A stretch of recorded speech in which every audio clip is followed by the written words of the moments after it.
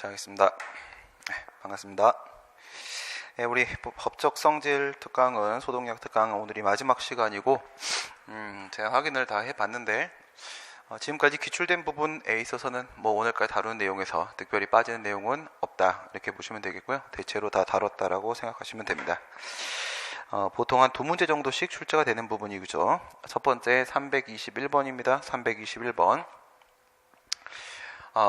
법적 성질은 여러분들이 보고 직접 파악하려고 하지 말고 그냥 암기하시라고 했습니다.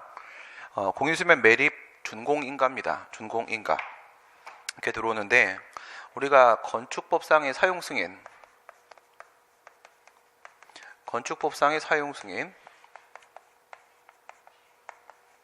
이게 이제 과거의 이름이 준공검사죠. 아직도 준공검사라고 부르시는 분들도 계시고 한데 이 사용승인은 법적 성질이 우리가 확인이라고 배웠습니다. 확인. 처음에 건축 허가를 받을 때나 아니면 건축 신고를 했을 때 제출한 그 계획서에 따라서 건물이 지어졌는지 확인해 주는 것이라 이렇게 알고 있는데 얘는 확인입니다. 지금 저 같은 경우에 공유수면 매립 면허 쪽에 있는 준공인가요? 공유수면 매립 면허? 공유수면 매립 면허는 뭐에 해당한다? 항상 특허에 해당한다고 했죠. 특허. 소유권이 인정된다라고 해서 권리 설정 행위라고 했습니다. 공유수면 관리 및 매립에 관한 법률에 따르게 되면 그 매립권자가 건축 사업을 했을 때 건축 사업에 따라서 만들어진 그 토지에 대한 소유권을 갖도록 되어 있습니다. 관련돼서는 국가 귀속처분이라는 것이 법률효과 일부 배제에 해당한다라는 연결도 가능했었고요. 그런데 이제 뭘 조심하시는 거냐면 이게 준공인가긴 한데 간척 사업이 끝나고 나서 이루어지는 준공인가긴 한데 저거는 가항상 인가입니다. 가항상 인가예요. 표정이 왜 그따구야? 찢어버릴 거야 입을. 네. 그래서 이게 준공검사의 일종인데 이건 이름이 준공인가고 그래서 준공인가고 이건 가항상 인가에 해당한다. 확인이 아닙니다. 조심하셔야 돼요. 공유수면 매립면허라는 특허하고 연결된 준공인가는 판례가 가항상 인가로 보고 있다. 비교를 해 놓으시면 되겠고 일반적으로 준공검사 그러면 확인이라고 봅니다. 그 다음에 이제 도로구역 결정인데 도로구역 결정 얘 같은 경우에는 우선 공물 나눠 가지고 보시고요. 공물 법률 또는 행정 주체에 의해서 직접 공익 목적으로 제공된 물건을 우리가 공물이라고 하죠. 그 공물을 목적에 따라서 구분을 하게 되면 용도 목적에 따라 구분하면 세 개로 나눴었죠. 첫 번째 공공용물이라는 게 있고 공공용물은 일반 공중에게 제공된 물건 말하는 거죠. 그 다음에 공용물이라는 게 있었죠. 행정주체의 사용에 공무원이죠. 공무원 행정주체의 사용에 제공된 물건을 말하는 것이고 그 다음 세 번째 보존공물이 있죠. 공익 목적으로 그 보존을 강제하는 물건 이렇게 있는데 여기서 이제 공공용물이 인공공물하고 인공을 가하여 비로소 공익 목적으로 제공될 수 있는 게 인공공물이고 자연 상태 그대로 공익 목적으로 사용될 수 있는 걸 우리가 자연공물이라고 했는데 이 두 개를 이제 비교를 해보시게 되면 인공공물 같은 경우에는 그 공물이 성립이 되기 위해서 말이에요. 공물이 성립이 되기 위해서 의사적 요소하고 형체적 요소하고 둘 다 필요하다고 했습니다. 얘는 이것도 필요하고 얘는 이것도 필요하고 둘 다 필요합니다. 근데 자연공물 같은 경우에는 의사적 요소가 따로 형체적 요소가 따로 필요한 것도 아니고 그 다음 의사적 요소도 따로 필요한 것도 아니다. 이렇게 봤었잖아요. 여기서 얘기하는 이 의사적 요소 이 부분에서 도로 있죠? 도로라는 공물이 만들어질 때 도로는 공공용물에 해당을 하죠. 공공용물.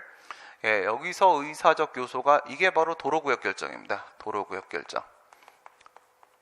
여기서부터 여기까지가 도로다라고 이렇게 도로구역을 결정을 해주게 되면은 그러면 이제 도로라는 공물, 인공공물, 공공용물이 성립이 될 수가 있습니다. 공물이 성립되기 위해서 얘는 의사적 요소, 형체적 요소 둘 다 필요하다고 했고요.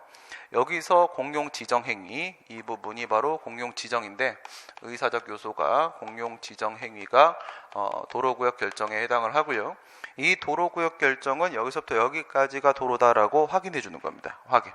그래서 322번 도로구역 결정은 확인이니까 확인, 공증, 통지, 수리 이렇게 해서 준법률행위자 행정입니다. 처분성이 인정되고, 그 다음에 세금 신고입니다. 우리가 세금을 걷는다고 했을 때 세금은 고지납부 방식이 있고 신고납부 방식이 있고 이렇게 있겠죠. 세금을 부과한다, 세금 과세한다 했을 때 별도의 고지를 하는 경우가 있고 그게 아니라 그냥 신고만 하는 경우가 있습니다. 이거는 차이점이 뭐라고 했어요? 누가 그 세금의 금액을 계산하는가에 대한 문제죠. 계산을 누가 하느냐? 고지납부 방식. 고지납부 방식은 국가가 그 세금의 금액을 계산을 하는 것이고요. 신고납부 방식. 신고납부 방식은 납세자가 그 세금을 계산을 하는 겁니다. 그래서 뭐 저희들 같은 경우에는 신고납부 방식으로 처리를 하게 되어 있는데 강사들은 그런데 이 신고납부 방식에서 물론 이제 신고를 하죠. 사인의 공법행위야. 사인의 공법행위인데 이게 바로 뭐라고요? 이게 과세처분입니다. 이게 과세처분이에요. 그러니까 이 신고가 어떨 때 중대하고 명백할 때 무효다 이렇게 봐요. 뭐처럼? 위에 있는 이 부가처분처럼 이건 행정행위죠. 급부함량입니다. 마찬가지로 중대하고 명백할 때 그 신고가 무효다 이렇게 보게 된단 말이에요. 신고가 미흡하다고 해서 바로 무효가 되는 게 아니라 일반적인 사인의 공법행위와 달리 이건 사실상 부가처분이기 때문에 중대 명백할 때 공정력을 인정을 해서 중대 명백할 때 그때 무효다 이렇게 봅니다. 그래서 세금 신고는 부가처분이다. 부가처분 항상 하명이다 이렇게 보시면 되고요. 그 다음 병역법에 따른 지방병무청장의 병역처분. 쟤는 뭐하고 비교를 하는 거죠? CF 얘는 누구하고 비교를 하냐면 324번이요. 군의관의 신체 등위 판정 하고 항상 두 개를 비교해서 같이 문제를 출제하게 되죠. 군의관이 신체 등위 판정을 한다고 해서 바로 병역법상의 어떤 의무가 부과되는 것은 아니고 지방병무청장의 병역처분이 있어야만 입영명령 있어야만 비로소 병역법상의 의무가 부과가 되는 것이다. 그래서 이 군의관의 신체 등위 판정은 처분이 아니고요. 병역법에 따른 지방병무청장의 병역처분은 처분이고 두 개를 비교하는 문제입니다. 두 개를. 그 다음 예방접종 면제결정은 뭐 이름에 이미 나와 있습니다. 예방접종을 하지 않아도 된다. 면제해 주는 거죠. 면제시켜주는 거기 때문에 면제라는 것은 뭐를 해제를 시키는 거냐? 첫 시간에 우리가 얘기했던 것처럼 자기 급부 수인 의무를 해제시켜주는 거. 자기 급부 수인 의무를 해제시켜주는 게 바로 명령적 행정행위로서 면제에 해당을 할 것이고요. 예방접종 면제 결정은 우리가 알고 있는 면제입니다. 명령적 행정행위로서 처분성 인정됩니다. 화장장 설치 허가 항상 허가에 해당하니까 처분인 거 맞고 이건 뭐 어려움이 없고, 이 골프장 이거는 우리가 지난 시간에도 비슷한 게 하나가 나왔었는데 체육시설의 설치 이용에 관한 법률이라는 게 있다고 했어요. 체육시설법. 체육시설의 설치 이용에 관한 법률이 있는데 여기에 보게 되면 등록체육시설업하고 나눠졌었죠. 등록체육시설업이 있고 신고체육시설업이 있고 이렇게 비교를 하고 있었습니다. 이렇게 비교를 하게 되면은 이 신고는 등록하고 비교하는 거니까 등록은 수리를 요한 신고가 되는 것이고 얘는 수리를 요한 신고. 신고는 우리가 알고 있는 자기한결적 신고 이렇게 됩니다.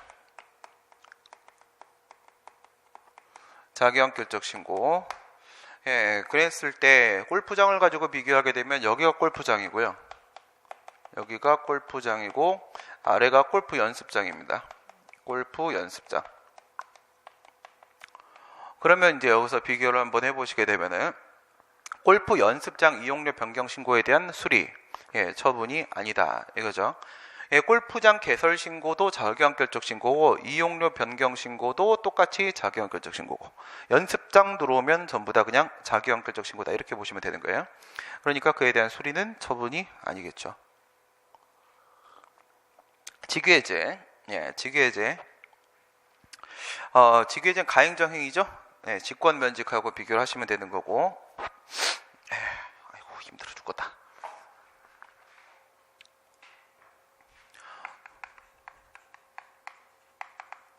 직위해제를 한단 말이에요. 직위해제를 한다. 얘는 공무원의 지위는 그대로 유지를 하면서 공무원의 직위, 직위만 박탈하는 게 이제 직위 해제가 되는 거죠.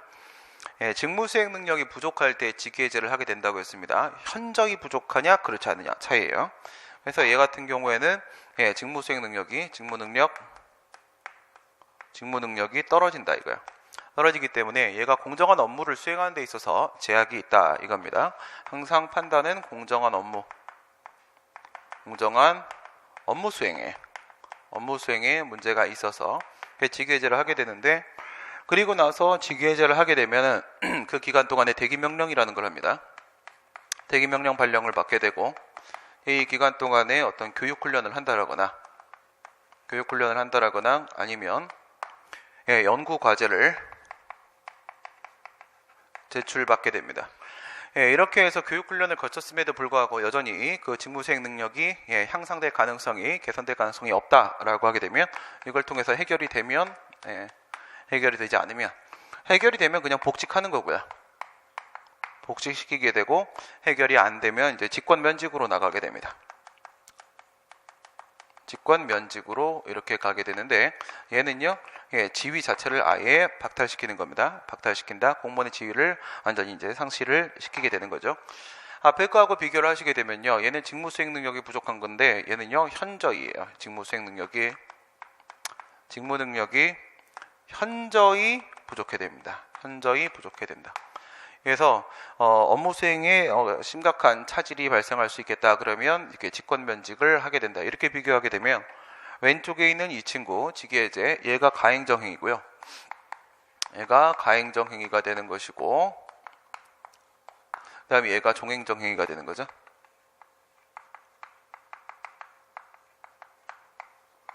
가행정행위, 종행정행위. 가행정행위 우리가 어떻게 외웠었냐면 유보적 임시조치라고 했습니다. 유보적 임시조치. 왜 그런지 생각해 보세요. 유보적 임시조치라고 했는데, 무엇에 대한 판단을 유보하는 거예요? 뭐에 대한 판단을 유보한다? 예, 현저히 직무수행 능력이 부족한지 여부에 대한 판단을 유보하게 되는 겁니다. 그러니까 원래는 직권면직을 하려고 했던 거야. 직권면직을 하려고 하는데, 얘한테 진짜 현저히 직무수행 능력 부족의 사유가 있는지가 명확하지 않단 말이에요.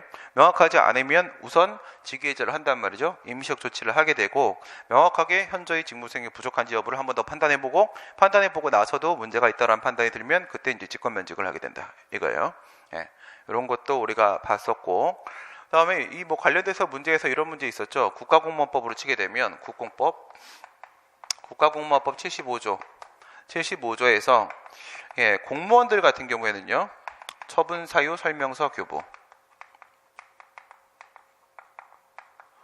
헌법상 그 신분이 보장되고 있기 때문에 행정절차법이 아니라 예, 더 엄격한 절차를 거치도록 하고 있는데, 75조에서 처분사유 설명서를 교부하도록 하고 있거든요. 이거 이유제시 대체용이다 이렇게 생각하시면 되는 겁니다. 처분 이유를, 공무원에게 불리한 처분을 하는 이유를 명확하게 제시를 하도록 하고 있습니다. 공무원들은 신분이 보장되죠. 예, 이렇게 했을 때 이 안에 들어가 있는 내용이 75조에 있는 게 뭐가 있냐면 직위해제 연결시키고 있는 겁니다. 직위해제, 직권면직, 그리고 파면해임, 강등, 정직, 감봉견책 6가지 종류, 파면해임, 강등, 정직, 감봉견책의 징계처분, 이런 것들이 이제 포함이 되어 있다 이거예요. 그 다음 연결시키면 어디로 가냐? 국가공무원법 구조 1항으로 가죠. 국가공무원법 구조 1항에 가게 되면, 구조 1항에는 뭐가 있냐면 예, 소청심사위원회, 공무원 소청심사위원회 설치 규정이 있습니다. 여기에는 소청위가 있어요. 소청심사위원회 설치 규정이 있는데, 이 소청심사위원회 같은 경우엔 얘 받고 75조 포함시킵니다. 75조에 있는 직위해제, 직권면직, 그리고 예, 징계처분 받고 플러스 알파 잡습니다. 이거 받고 플러스 알파라고 함으로써 이 안에서 공무원에 대한 불리한 처분, 예, 공무원에 대한 불리한 처분을 전부 다 포함을 시켜버립니다. 소청심사의 대상이 되는 행위는 오직 75조에 있는 처분사유 설명서 교부하는 행위에만 국한되는 것이 아니라 공무원에 대한 불리한 처분까지 전부 다 포함시키는 거예요. 다 포함을 시키고 나서 이걸 다시 올리게 되면 어디로 가냐면 국가공무원법 16조로 갑니다. 국가공무원법 16조 1항으로 넘어가게 되면 여기서 뭐가 있냐면 필요적 전심 절차 규정이 있죠. 필요적 전심 절차. 뭐가 필요적 전심 절차라는 거야? 소청심사가 필요적 전심 절차다 이거예요. 그래서 행정소송을 제기하기 위해서는 소청심사를 반드시 거쳐야만 한다. 그래야만 행정소송을 제기할 수 있다라고 되어 있는데 이 소청심사의 대상이 뭐라고요? 전부다. 모든 불리한 처분이라는 거예요. 그러니까 공무원에 대한 불리한 처분, 불이익한 처분만 나오게 되면은 소송을 제기할 때 어떤 처분이든지 간에 반드시 행정심판을 거쳐야 된다 이겁니다. 반드시 행정심판을 거쳐야 된다. 이렇게 연결시키면은 전체적으로 흐름이 보이게 되겠죠. 네. 그래서 이런 걸 생각을 해보시게 되면은 뭐예요? 불문경고 이런 걸 한번 생각해 보세요. 불문경고, 함양군 공무원 불문경고, 동별 사용 승인을 해서 문제가 되었던 상황이었었죠. 그래서 함양군 공무원 불문경고 사건 보시게 되면 불문경고는 행정지도예요. 행정지도인데 표창 공적의 대상에서 제외된다라는 이유에서 장래 위헌 방지 필요에 따라 예외적 처분성을 인정시켰던 케이스죠. 형식적 행정위를 인정시켰던 케이스입니다. 그럼 저 행정지도 불문경고라는 게 직위해제도 아니고 직권면직도 아니고 징계처분도 아니란 말이에요. 그렇죠? 공무원법상 파면, 해임, 강등, 정직, 감봉, 견책 다 아니죠. 아니지만 불문경고에 대해서 소송을 제기하려면 반드시 뭘 거쳐야 돼요? 소청심사를 거칠 수밖에 없는 겁니다. 불리한 처분까지 다 포함이 되어 있고요. 직위해제 항상 끌고 다니는다는 거. 직위해제는 아예 포함되어 있죠. 아예 처음부터 이렇게 포함이 되어 있습니다. 직위해제가 임시적인 행위라고 해서 무시하시면 안 되는 거고요. 이건 이미 잡아주고 있고 그다음 불리한 처분까지 확대하고 있다. 그 다음 한 가지만 더 생각을 해보시게 되면은 여기서 필요적 전심 절차 규정이 요게 바로 다이렉트로 이렇게 가는 거냐? 행정심판 전치주의, 필요주의로 가는 거냐? 그건 아닙니다. 이렇게 바로 갈 수 있는 문제는 아니죠. 국공로 도사징발 감사합니다에 해당을 해야 되는 거잖아. 국공로 도사징발 감사합니다. 공무원에 대한 불리한 처분입니다. 그런데 여기서 소청심사가 그런 거라고 했습니다. 그게 다예요. 공무원 소청심사가 필요적 전심 절차라고 얘기한 거지 이거 행정심판이라고 말한 적 없습니다. 소청심사는 뭐예요? 뭔지 알 수 없는 겁니다. 뭔지 알 수 없는 거예요. 변수값이라고요. 변수값이니까 이건 변수 x란 말이에요. x가 행정심판이다. x가 행정심판이다라는 것이 확인이 돼야지만 그것이 행정심판 전치주의가 적용되는 케이스다라고 말을 할 수가 있게 되는 거란 말이에요. 그럼 이건 어떻게 연결시키는 거예요? 이거는 요즘에 이 부분 아주 중요하게 잘 다뤄지고 있고요. 이거는 행정심판법으로 가는 겁니다. 행심법 4조 1항이죠. 행심법 4조 1항. 4조는 2010년도 1월 25일 날 행정심판법 개정되면서 도입된 것이고요. 원래 4조에 있던 것들이 5조로 다 밀렸어요. 취소심판, 무효등황이 심판, 의무행심판 같은 것들이 원래는 4조에 있었어요. 근데 2009년도까지 4조에 있다가 5조로 밀리고 4조가 새로 들어왔는데 이게 뭐예요? 이게 첫 번째 1항에서 뭐라고 하고 있냐면 특히 필요한 경우에만 예외적으로 특별행정심판 절차 및 행정심판에 대한 특례를 설치할 수 있다, 정할 수 있다라고 되어 있거든. 그러면 이게 지금 특히 필요한 경우다라는 거를 연결시켜야 돼요. 소청심사라는 것이 원래 행정심판법이 있는데 특히 필요한 케이스에 해당한다라고 해야지만 이게 특별행정심판 절차다라고 연결시킬 수 있고 그래야지 행정심판법상의 행정심판으로 인정을 할 수가 있고 그래야지 행정심판 전치주의가 적용된다. 이렇게 말할 수 있는 겁니다. 흐름으로 정리하세요. 흐름으로. 저거 어떻게 다 외우겠습니까? 그죠? 그 다음에 식품위생법상 시설개수명령. 시설개수명령이 간혹 나오긴 하는데 저건 뭐 얘기하는 거예요? 군산시 조천동 사건 얘기하는 겁니다. 군산시에 사실 조천동이 중심이긴 한데 전라북도 군산시 얘기하는 거죠. 조천동이라는 동네가 있습니다. 여기가 뭐 하는 곳이냐면 룸사롱, 유흥주점이 집결되어 있는 곳이에요. 근데 여기서 여러 번 화재 사고가 나고 여러 번 죽었습니다. 여러 번. 그래서 유흥접객원들 얘기하는 거죠. 유흥접객원들인데 그 유흥접객원 고용하는 거는 불법 아닙니다. 그건 적법이에요. 근데 유흥접객원들한테 뭘 시켰어? 성매매를 시켰단 말이에요. 불법적으로 성매매를 시켰지. 여기서 3명이었었죠. 이거 나왔던 얘기입니다. 3명이었었는데 누가 문제가 됐냐면 첫 번째 일반 행정직 공무원 얘가 하나가 있었고 그 다음 두 번째 소방공무원 얘가 하나가 있었고 그 다음 세 번째 경찰공무원 얘가 하나가 있었고 얘네들이 전부 다 시정명령을 해야 되는데 전부 다 시정명령 불이행을 했습니다. 시정명령을 해야 하는 상황임에도 불구하고 이를 부작위했단 말이에요. 이를 부작위를 해갖고 위법한 부작위에 따른 손해배상 청구를 했었던 거죠. 네, 그러면 행정공무원이면 누구한테 가는 거야? 얘면 지방자치단체한테 손해배상 청구하는 거고, 소방공무원이라고 하게 되면 지방직 공무원이니까 얘도 역시 지방자치단체, 지자체한테 손해배상 청구를 하게 되는 것이고, 경찰공무원이면 국가공무원이니까 대한민국, 국가를 상대로 해서 대한민국을 상대로 해서 손해배상 청구를 하는 사건이 되는 것인데, 당시 어떻게 결론이 나왔었어요? 얘 같은 경우에는 기각, 인과관계가 성립이 안 된다. 그 다음 얘 같은 경우에 인용, 그리고 얘 같은 경우에는 특별한 설명 없이 기각시켜 버렸습니다. 그래서 3개를 제기했단 말이에요. 손해배상 청구를 유가족들이.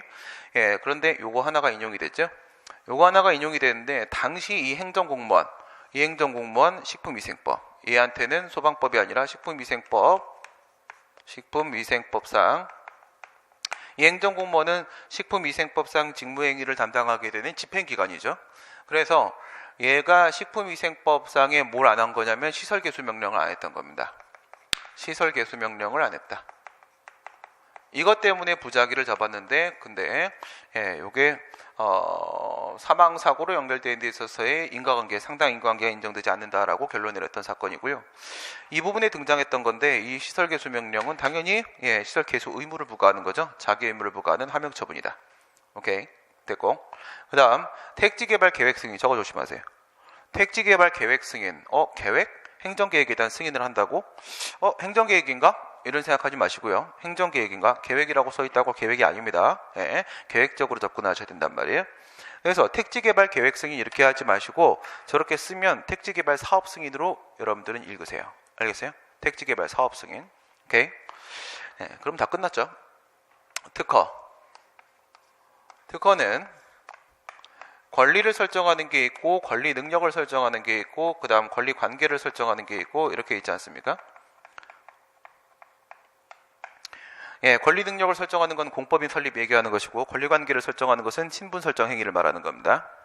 그런데 이 권리를 설정하는 부분에 있어서의 대부분이 바로 공공사업, 공익사업이고요. 그 다음에 플러스 알파로 엄연을 하거나 광업허가를 하거나 이런 것들이 포함이 될 거 아니겠습니까? 여기서 택지개발 사업이에요. 택지개발 사업. 여기다 넣으시면 되는 거라고요. 여기다 집어넣어갖고 택지개발 사업, 택지개발 사업 계획에 대한 승인이다, 사업에 대한 승인이다. 여러분들이 이렇게 읽으시게 되면 이게 특허에 해당한다는 거 어렵지 않게 알 수가 있겠죠. 다음에 가산금, 중가산금 부과 결정입니다. 가산금, 중가산금. 세금을 부과를 하지. 세금을 부과했는데 세금을 납부하지 않으면은 이자를 부과할 거 아니겠습니까? 이자가 가산금입니다. 이자가 가산금이고, 두 번째, 세 번째, 네 번째 이렇게 부과하는 가산금을 우리가 중가산금이라고 얘기를 하게 되는 건데, 저건 당연히 돈 내라고 하는 거니까 급부하명에 해당을 한다. 그러겠죠? 332번입니다. 332번. 개발제한구역 내 주택 신축 신고에 대한 수리. 그 다음에 개발제한구역 내 주택의 증축신고에 대한 수리, 증축신고. 뭐 이거 두 개만 비교하는 건 아니고요, 사실은. 뭘 비교하는 거예요? 신축과 나머지 이렇게 들어가는 거죠. 그래서 여기 이렇게 우리가 건축신고가 있죠. 건축신고가 있는데 뭘 적용을 시키게 되면 건축법 적용을 시키시고, 건축법을 적용을 시키게 되는데 말입니다. 건축법을 적용을 시키는데 먼저 11조 5항, 그 다음에 플러스 14조 2항 이렇게 한단 말이에요. 그래서 11조 5항에는 뭐가 있느냐? 인허가 의제제도가 있죠. 인허가 의제제도 규정이 있고요. 그 다음에 14조 2항 여기에는요 준용 규정이 있죠. 준용 규정이. 11조 5항에 있는 거예요. 11조는 무슨 건축? 허가 건축입니다. 허가 건축. 그 다음에 14조 2항에 있는 거, 얘는 건축 허가 건축이고, 얘는 신고 건축. 그러니까 건축 허가 쪽에 있는 인허가 의제 제도가 건축 신고 쪽으로 준용이 된다는 거죠. 그러면 건축 신고 쪽에도 뭐가 있어요? 인허가 의제 제도가 적용이 된다는 얘기입니다. 그렇지? 그러면 위쪽에 뭐가 달라붙어 주는 거야? 개발행위 허가. 개발행위 허가 처분이 나온다고요? 개발행위 허가의 법적 성질은 예외적 허가라고 했지? 예외적 허가. 이렇게 되면 건축 신고에 대한 수리가 나오면 말이에요. 건축 신고에 대한 수리가 나오면 이게 수리죠. 예, 요게 수리입니다. 요게 수리가 되는 것이고, 그 다음에 이 건축 신고는 당연히 이건 대표적인 자기완결적 신고니까 형식적 요건밖에 없을 테고, 그 다음 개발행위 허가 같은 경우에는 국토의 계획 및 이용에 관한 법률 제58조에 보시면 실질적 요건들이 포함이 되어 있죠. 실질적 요건이 포함되어 있어요. 예, 우리가 항상 문제로 나오는 거는 주변의 토지 이용 실태입니다. 주변의 토지 이용 실태와 조화를 이루어야 된다. 이렇게 됐단 말이에요. 그러니까 이 신고가 무슨 신고로 바뀐 거다? 얘가 수리를 요한 신고로 바뀐 거다 였잖아요. 이게 수리를 요하는 신고로 바뀌는 것이다. 실질적 요건이 들어가는 거죠. 얘까지 포함해서 얘도 뭐에 해당해? 신고 요건에 포함되죠. 신고 요건에 포함이 된다. 그러면 이게 필요하냐 안 필요하냐라는 문제가 생기는 거야. 이게 필요하냐 안 필요하냐. 만약에 개발행위 허가 자체가 필요가 없는 케이스라고 하면 아무리 인허가 의제 규정이 있다고 하더라도 이게 일로 들어올 수가 없는 거잖아. 그치?